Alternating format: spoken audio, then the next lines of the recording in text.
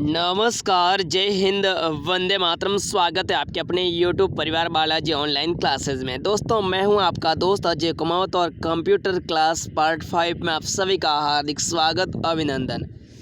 दोस्तों, आज अपन पढ़ने वाले हैं इस क्लास में दोस्तों, वो होगा कंप्यूटर की पद्धतियाँ एवं भाषाएं। क्या है दोस्तों? कंप्यूटर की पद्धतियाँ एवं भाषाएं।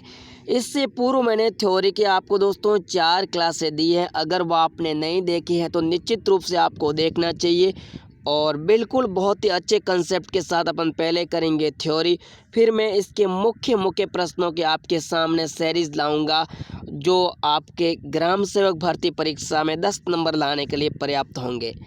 तो बिल्कुल शुरुआत करते हैं पहले पेज का ढोल नगाड़ों के साथ। आज अपन पढ़ेंगे कंप्यूटर के हार्डवेयर। दोस्तों, क्या पढ़ने वाले हैं? हार्डवेयर, यानी कंप्यूटर बाहर से कैसा दिखाई देता है, यानी जो आप बाहर के उपकरण सारे के सारे देखते हो सभी किसके अंतर्गत आते हैं मेरे दोस्तों? हार्डवेयर। तो कंप्यूटर और उसके संलग्न यानी उससे जुड़े हुए सभी यंत्रों और उपकरणों को हार्डवेयर कहा जाता है। यानी कंप्यूटर खुद को और उसके संलग्न यानी उससे जुड़े हुए सभी यंत्र और उपकरण क्या है मेरे रसगुल्लों? हार्डवेयर है। इसके अंतर्गत केंद्रीय संसाधन एकक, आंतरिक स्मृति, बाह्य स्मृति, निवेश एवं निर्गम एकक आदि आते हैं। तो यहाँ पर देखिए, केंद्रीय संसाधन एकक भी आता है, मतलब इसके ऊपर नियंत्रण करने वाली कुछ यूनिट।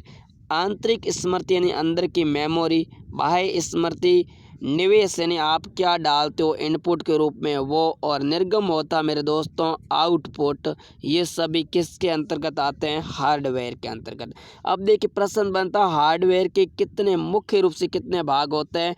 तो 2 होते हैं दोस्तों, एक तो कंप्यूटर और दूसरा उससे जुड़ी हुई सारी युक्तियाँ। तो हार्डवेयर के कौन से भाग है? अगर अपन गहराई में जाके देखें तो हार्डवेयर के 2 भाग है, एक तो दोस्तों कंप्यूटर खुद है और एक उससे जुड़ी हुई सारी की सारी युक्तियाँ। अब कौन कौन युक्तियाँ? प्रश्न बनता है, कभी कभार आता है निम्न में से हार्डवेयर के अंतर्गत कौन शामिल है अथवा कौन नहीं है? तो ध्यान रखना, मॉडम या मॉडेम कह सकते हो, ये हार्डवेयर के अंतर्गत आता है।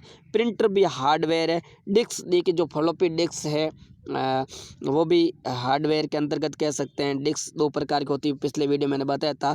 टेप रिकॉर्डर आदि भी क्या है दोस्तों? कंप्यूटर के हार्डवेयर है। आगे देखिए, नेक्स्ट अपन बात करेंगे कंप्यूटर के सॉफ्टवेयर। कंप्यूटर के कौन से वेयर? सॉफ्टवेयर। और सॉफ्टवेयर होते हैं सारा का सारा जो आंतरिक सिस्टम होता है, मतलब कंप्यूटर के संचालन के लिए जो भी युक्तियाँ काम में ली जाती है वो क्या होती है? सॉफ्टवेयर। तो यहाँ पर देखिए, कंप्यूटर के संचालन के लिए निर्मित प्रोग्रामों को क्या कहते हैं? सॉफ्टवेयर। यानी कंप्यूटर कैसे चलता है, ठीक है, और उसके अंतर्गत चलाने के लिए जो प्रोग्राम नियंत्रित होता है वो क्या होता है दोस्तों? सॉफ्टवेयर। अब सॉफ्टवेयर के प्रकार है, पहला आ रहा है प्रचालन पद्धति यानी ऑपरेटिंग सिस्टम। ऑपरेटिंग सिस्टम द्वारा कंप्यूटर का सॉफ्टवेयर कैसे कार्य करता है? तो कंप्यूटर के आंतरिक कार्यों के लिए एवं कंप्यूटर के साथ लगे अन्य युक्तियों के प्रचालन के लिए बनाए गए प्रोग्राम की प्रचालन पद्धति कहलाती है। तो देखिए, कंप्यूटर के आंतरिक कार्य मतलब अंदर वाले कार्यों के लिए एवं कंप्यूटर के साथ लगे जो अन्य युक्तियाँ होती है, ठीक है। अभी अपन ने पढ़ा हार्डवेयर में कि कंप्यूटर खुद और कंप्यूटर की युक्तियाँ क्या है दोस्तों? हार्डवेयर के अंतर्गत आते हैं। अब प्रचालन पद्धति क्या करती है? उस कंप्यूटर के आंतरिक कार्य और कंप्यूटर के साथ लगी हुई अन्य युक्तियों का क्या करती है? प्रचालन करती है। बिल्कुल सभी का स्वागत, अभिनंदन। पहली बार आप चैनल पर पधार रहे हैं तो सब्सक्राइब अवश्य कीजिएगा, बेल आइकन को प्रेस कीजिए, रेगुलर क्लास अवश्य अटेंड कीजिए दोस्तों। नेक्स्ट देखिए, बी है भाषा संसाधक, यानी कंप्यूटर के उपयोग करने वाले को दिए जाने वाले प्रोग्राम। यानी जो बंदा कंप्यूटर का उपयोग करता है उसको कौन सा प्रोग्राम दिया जा रहा है उसको बोलते हैं भाषा संसाधक। आगे देखिए, उपयोगिता प्रोग्राम, एप्लीकेशन प्रोग्राम, यानी बाजार में बनाए जाने वाले प्रोग्रामों से अपने अनुकूल प्रोग्राम का चयन कर अपने सूची पत्र यानी मेन्यू में डालना क्या कहलाता है? उपयोगिता प्रोग्राम कहलाता है। तो ये उपयोगिता प्रोग्राम, भाषा संसाधक और इसके अतिरिक्त एक यहाँ और चीज़ आई है पहले, प्रचालन पद्धति सब किसके अंतर्गत आते हैं दोस्तों? सॉफ्टवेयर के अंतर्गत आते हैं। ठीक है, ये आप क्या करोगे? सभी याद करने की पूरी कोशिश करोगे।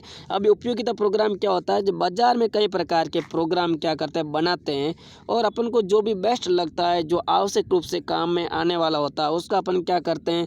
चयन करके जो अपन का कंप्यूटर होता है उसके आंतरिक स्टोरेज में अपन डालते हैं, तो क्या होता है? उपयोगिता प्रोग्राम।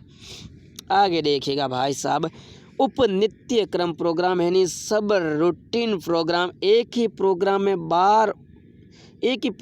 बार उपयोग में आने वाले छोटे छोटे प्रोग्राम को उपनित्य प्रोग्राम कहते हैं। ठीक है, यानी एक ही प्रोग्राम में जो बार बार उपयोग में आने वाले प्रोग्राम होते हैं, कई प्रकार के छोटे छोटे प्रोग्राम होते हैं, वो क्या होता है? उपनित्य क्रम प्रोग्राम।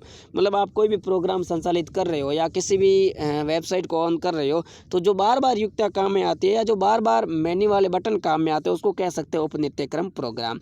आगे देखिए मेरे दोस्तों, नित्य क्रम प्रोग्राम, यूटिलिटी प्रोग्राम जो सॉफ्टवेयर कंप्यूटर के ऑपरेटिंग सिस्टम के साथ जुड़े होते हैं।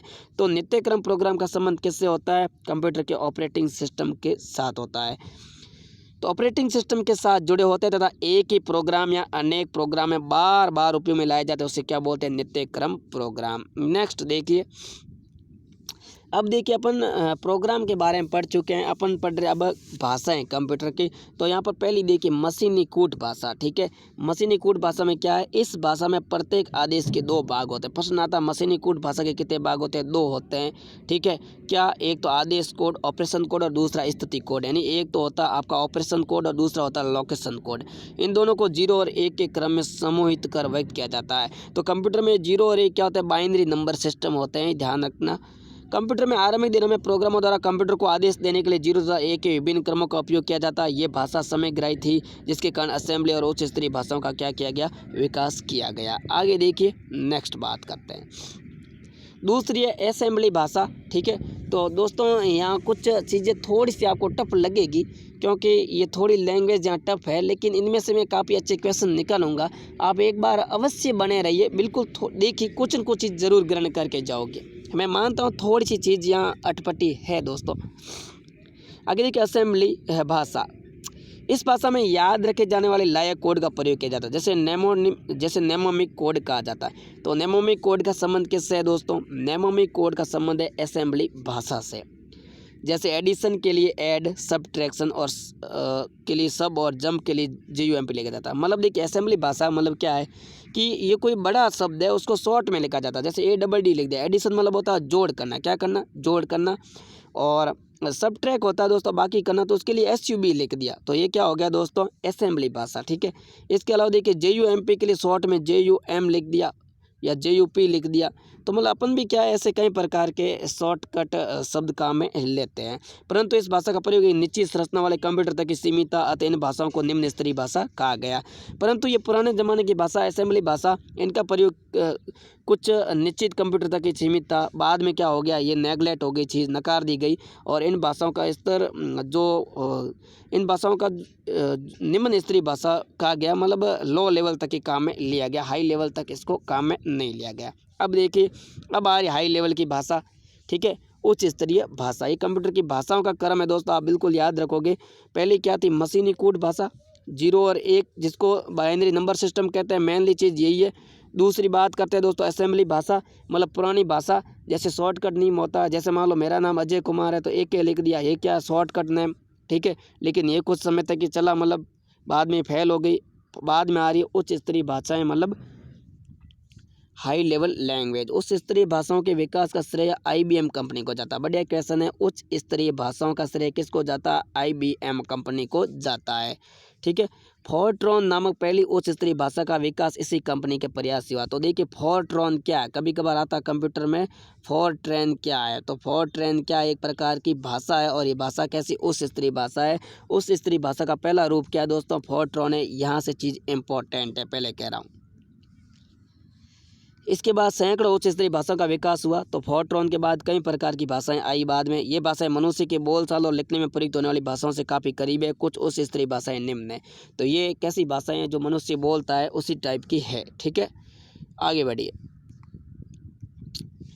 अब देखिए फोर्ट्रॉन के बारे में अपन पढ़ते हैं। ये अंग्रेजी के शब्दों फॉर्मूला ट्रांसलेशन या का संक्षिप्त रूप है। कंप्यूटर की इस भाषा का विकास IBM के सौजन्य से JW बेकस ने 1900 कब किया, 57 में किया। ठीक है, तो देखिए ये अंग्रेजी के शब्द किससे बनी, फॉर्मूला और ट्रांसलेशन से। इस फॉर्मूला और ट्रांसलेशन का कंबाइंड रूप है फॉरट्रैन। ठीक है, और इस भाषा का जन्म कब हुआ, IBM के सौजन्य से, मतलब IBM के द्वारा JW बेकस ने कब किया, मतलब IBM कंपनी के द्वारा किसने किया, JW बेकस ने 1957 में किया गया, ध्यान रखना आप। और वैज्ञानिक कार्यों के लिए इस भाषा का रूप व्यापक रूप में किया जाता था। प्रश्न आ सकता है कि वैज्ञानिक कार्यों के लिए कंप्यूटर की किस भाषा का उपयोग व्यापक रूप में किया जाता था दोस्तों, फॉरट्रॉन। कौन सी है, फॉरट्रॉन, जो एक प्रकार की उच्च स्तरीय भाषा है। आगे कोबोल देखिए, कोबोल वास्तव में कॉमन बिजनेस ओरिएंट लैंग्वेज, ये नंबर आप याद रखोगे नाम कोबोल का। ठीक है, कॉमन बिजनेस ओरिएंटेड लैंग्वेज, यहाँ से क्वेश्चन बन सकता है शॉर्टकट। इस भाषा का विकास व्यावसायिक हितों के लिए किया जाता है। तो कंप्यूटर में किस भाषा का उपयोग व्यावसायिक हितों के लिए, मतलब जॉब आदि के लिए किया जाता है, तो यहाँ पर बिजनेस आदि के लिए किया है, कोबोल है। और इसमें बिजनेस सब छुपा हुआ देखिए, कॉमन बिजनेस ओरिएंट लैंग्वेज। ठीक है, इसका मतलब ये व्यावसायिक के लिए काम में ली जाने वाली भाषा है। इस भाषा के संक्रिया के लिए लिखे गए वाक्यों को समूह पैराग्राफ कहते हैं। सभी पैराग्राफ मिलकर एक सेक्शन बनाते हैं और सेक्शनों को मिलकर क्या बनता है, डिवीजन। ठीक है, तो इसमें जो भी है ग्रुप में कार्य होता है तो क्या बनता है, पैराग्राफ बनता है। पहले पैराग्राफ से क्या बनता है, सेक्शन, और सेक्शन से क्या बनता है, डिवीजन। क्या बनता है, डिवीजन बनता है। ठीक है, नेक्स्ट देखिए दोस्तों, बेसिक भाषा, अपन बेसिक के बारे में पढ़ते हैं। अपन अंग्रेजी के शब्दों beginners all purpose symbolic instruction code, यानी beginners all purpose symbolic instruction code का संक्षिप्त रूप क्या दोस्तों, बेसिक। अब देखिए यहाँ पूरा नाम आ रहा बेसिक का, beginners all purpose symbolic instruction code. ठीक है, इस भाषा का प्रोग्राम में निहित आदेश के किसी निश्चित बात को निष्पादित करने में किया जाता है, जबकि इससे पहले की भाषाओं में पूरे प्रोग्राम को कंप्यूटर में डालना होता है और प्रोग्राम के ठीक होने पर आगे कार्य निष्पादित होते हैं। ठीक है, तो इसमें आप मेनली क्या करोगे, पूरा नाम याद रखने की कोशिश कीजिएगा। शॉर्ट फॉर्म आपसे पूछी जा सकती है, बाकी ज़्यादा इम्पोर्टेंट नहीं है।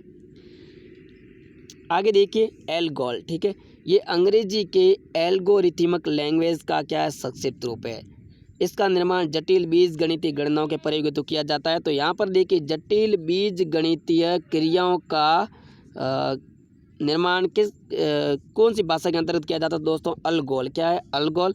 और अलगोल है वो किस भाषा का शब्द है, अंग्रेजी का संक्षिप्त रूप है एल्गोरिथम लैंग्वेज का। ठीक है, तो ये चीज़ आप याद रखोगे। आगे देखिए पास्कल। ठीक है, क्या है दोस्तों, पास्कल। ये अलगोल का परिवर्धित रूप है, मतलब बढ़ा हुआ रूप है। इसमें सभी चरों को परिभाषित किया जाता है। ठीक है, जो भी चर होते हैं, मतलब जो भी राशियाँ लेते हैं उसको क्या किया जाता है, परिभाषित करते हैं, जिसके कारण ये अलगो एवं बेसिक से भिन्न है। इसका नामकरण फ्रांसीसी की गणितीय ब्लेज पास्कल के नाम से लिया गया। और आपको बता रहे दोस्तों, कैलकुलेटर का आविष्कार किसने किया है, पास्कल ने किया था। कंप्यूटर में जो कैलकुलेटर है उसका आविष्कार किसने किया, पास्कल ने किया। ठीक है, मैं पहले क्वेश्चन दे चुका हूँ आपको।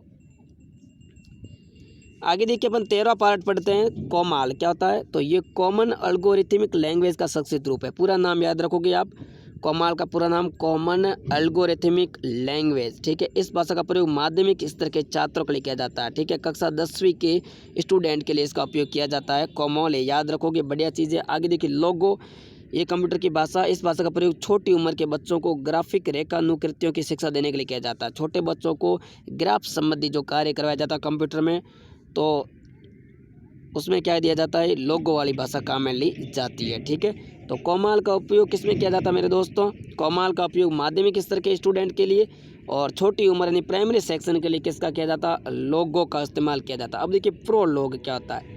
ये अंग्रेजी शब्द प्रोग्रामिंग इन लॉजिकल का संक्षिप्त रूप है। ठीक है, प्रोग्रामिंग इन लॉजिकल का शॉर्ट रूप है। तो याद रखोगे प्रोग्रामिंग इन लॉजिकल। ठीक है, प्रोलॉग।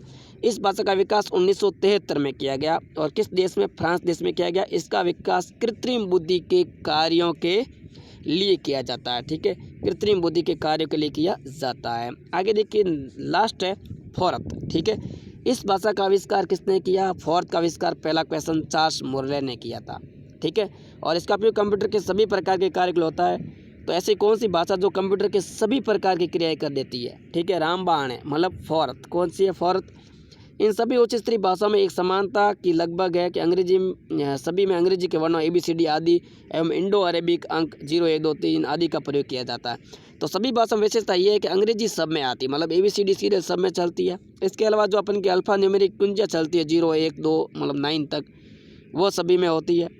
इसके अलावा देखिए यहाँ पर कुछ उदाहरण आ रहे हैं। Note, pilot, CC, pilot C और CC प्लस है, LISP, यूनिक्स है और एडा है, PL फर्स्ट, स्नोबॉल। ये क्या है? कंप्यूटर की उच्च स्तरीय भाषाओं के उदाहरण है। तो यहाँ प्रश्न बन सकता है कौन सी कंप्यूटर की उच्च स्तरीय भाषा है या नहीं है। तो ये बढ़िया चीज़ है कि कंप्यूटर की उच्च स्तरीय भाषा में कौन है? पायलट, CC प्लस है, LISP है, यूनिक्स है, एडा है, PL फर्स्ट है, स्नोबॉल है, सभी है। तो उम्मीद करता हूँ दोस्तों क्लास अच्छी लगेगी। बिल्कुल अपन को रेगुलरिटी से पढ़ना है, अच्छी स्टडी करनी है। बिल्कुल दोस्तों, मैंने बार बार कह रहा हूँ कंप्यूटर की आप ये क्लासें देख लीजिए, बहुत है। 10 नंबर का मटेरियल एग्जाम में पूछा जाता है, 10 नंबर भी सिलेक्शन के लिए काफ़ी मायने रखते हैं। और आप बहुत ज़्यादा गाइड पढ़ने की तुलना में दोस्तों आप ये 15-20 मिनट जो भी क्लास होती है उनको ध्यानपूर्वक देखें। और इसके बाद दोस्तों मैं यहाँ पे बीच में से इम्पोर्टेंट क्वेश्चन लाऊंगा, जो आपको बोल दिया है कि RS CET वगैरह की बुक्स होती है उनमें से क्या इंपॉर्टेंट है और विभिन्न प्रतियोगी परीक्षा में कौन कौन से क्वेश्चन पूछे गए हैं, वे क्वेश्चन आपके सामने सीरीज में लाएंगे। ये थ्योरी अभी 5-6 दिन में पूरी हो जाएगी, ज़्यादा लंबी नहीं है। और मैं लंबी क्लास अगर कभी एक आधा घंटे की अगर 2-3 क्लास आई तो पूरी हो जाएगी, इतनी बची है। क्योंकि मैंने यहाँ पे टोटल 5 थ्योरी क्लास आपको दे दी है, 4-5 इस 15-20 मिनट की और क्लास होगी तो पूरी हो जाएगी। उसके बाद अपन क्वेश्चन करेंगे बहुत ज़्यादा, ठीक है। तो बिल्कुल पूरा लगभग मटेरियल आपको मैं बार बार कह रहा हूँ 10 में से 8-9 नंबर का मान के चलो। पूरी कोशिश 10 की रहेगी, लेकिन 8-9 क्वेश्चन आपके पड़ जाएंगे। और इतने क्वेश्चन आते हैं तो निश्चित रूप से आपको कोई इधर उधर गाइड देखने की ज़रूरत ही नहीं रहेगी। बिल्कुल जो कंटेंट है वो A1 कंटेंट है, बहुत ही उच्च स्तरीय कंटेंट आपके लिए लाते हैं। जो भी चैनल पर कंटेंट आता है हमेशा से अच्छा आता है, क्योंकि या तो पढ़ाते नहीं, पढ़ाते हैं तो अच्छी चीज़ें पढ़ाते हैं, ठीक है। क्योंकि काफ़ी विद्यार्थी विश्वास से जुड़ते हैं, तो ये हमारी मंशा रहती है कि अच्छे से अच्छा मटेरियल विद्यार्थियों को दिया जाए। बिल्कुल, तो सभी का एक बार मैं पुनः आभार व्यक्त करता हूँ, धन्यवाद व्यक्त करता हूँ। आप लगातार निरंतर सपोर्ट बनाए रखें बालाजी ऑनलाइन क्लासेस के साथ। और पहली बार है तो सब्सक्राइब अवश्य कर दें और घंटे के निशान को दबा दें। आपने हमारा व्हाट्सएप ग्रुप और टेलीग्राम नहीं ज्वाइन किया है तो दोस्तों इस क्लास के डिस्क्रिप्शन में आपको, ये क्लास होने के बाद डिस्क्रिप्शन बॉक्स चेक करना, वहाँ पे आपको मिल जाएगा। या अन्य आप क्लास भी चेक करोगे तो वहाँ डिस्क्रिप्शन में सारी डिटेल दे रखी है। बिल्कुल धन्यवाद एक बार पुनः। जय हिंद, वंदे मातरम।